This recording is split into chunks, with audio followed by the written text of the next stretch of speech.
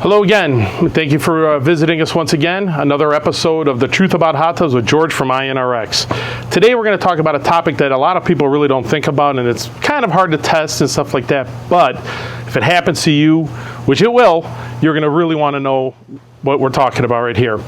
It's basically talking about why do I have to change my water out every 6 weeks, 6 months, or when the spa's getting cloudy and things like that. And the reason that is what we call TDS, total dissolved solids that are in water. Now you can't see them, but when you put water into the spa, we have things like calcium, magnesium, things like that. So as the spa's heating up and evaporating, all these minerals stay behind. And what ends up happening, it's almost like rings on a tree. This is a good blog to go onto our website at iONRx.com and read about.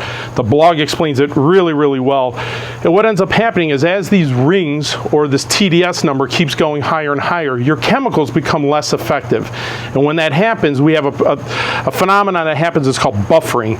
And when your TDS goes really high, the problem with that can happen is that your chemicals, you could be putting in twice the amount of chlorine, twice the amount of iONRx, the pH isn't balancing, nothing like that, and the spa still looks cloudy. You're cleaning the filters, you're doing everything right, but the water's old.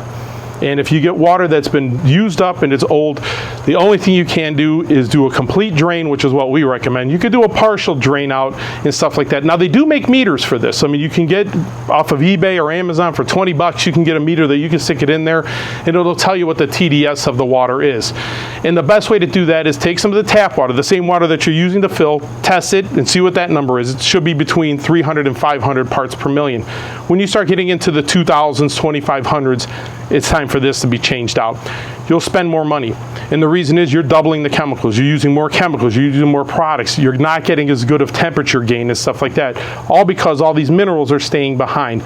This is a problem that we get a lot of. And people try to fight it and say, well, I can't change my water and I can't do all these different things. You have to. There's some of the times there's just something that you can't avoid, and this is one of them. We would definitely recommend keeping an eye on your TDS by the meter. It's worth the 20 bucks. It really will save you in the long run, because you could be changing out your filters thinking, oh, my filters aren't good. I put brand new filters in. Why isn't my water still clear?